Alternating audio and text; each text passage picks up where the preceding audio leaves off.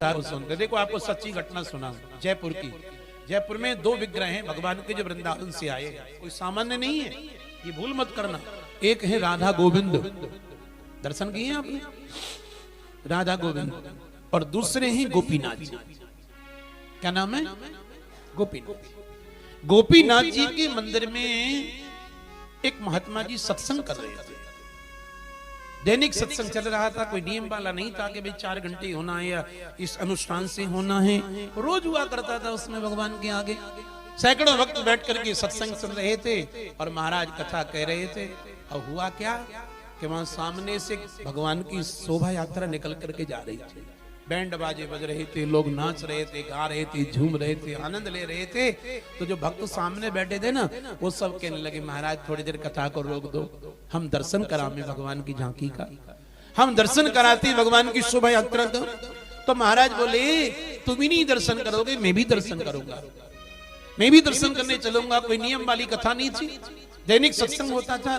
तो वहीं पर कथा को विराम दे दिया और जितने भी श्रोता थे सब बाहर गए, भगवान की शोभा यात्रा में फूल बरसाए, दर्शन किया, जय घोष किया। महाराज भी गए, उनने भी फूल चढ़ाए, प्रणाम किया। और जब शोभा यात्रा आगे निकल गई तो महाराज अपनी गद्दी पर आकर के बैठ गए और श्रोता सामने बैठ गए। आप जैसे बैठे ऐसे बैठ गए। अब महाराज ने कहा भैया एक बात बताओ, हमने कथा कहाँ छोड़ी थी? कथा को किस जगह छोड़ा था? अब कोई कह रहा है वहां छोड़ी थी, कोई कह रहा है वहां छोड़ी थी, कोई कह रहा है वहां छोड़ी, कोई कह रहा है उस चरित्र में छोड़ी, कोई कहता है उसमें छोड़ी। अरे भाई कोई तो बताओ, हमने कथा को किस जगह छोड़ा था? कहां से कथा शुरू करी जाए, कहां से सत्संग प्रारंभ किया जाए, कोई तो बताइए।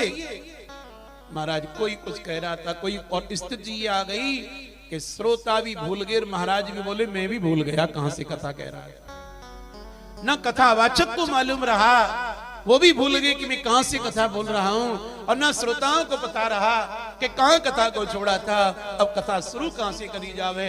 सबकी लगन भगवान से लग गई। गोपीनाथ के विग्रह से आवाज आ गई, हे विप्र देवता, आप राजा रंतिदेव का चरित्र कह रहे थे, इससे आगे की कथा सुनाई है।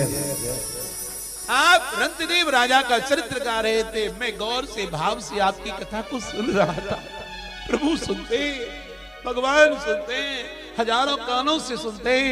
महाराज सहस्रिकापुर का सहस्राख्या, उनके अनंत कान हैं, उनकी अनंत आंखें हैं, उनके अनंत हाथ हैं, वो सुनते हैं, कानों से सुनते हैं। इसलिए आप बड़े प्रेम से कथा का श्रवण करिए।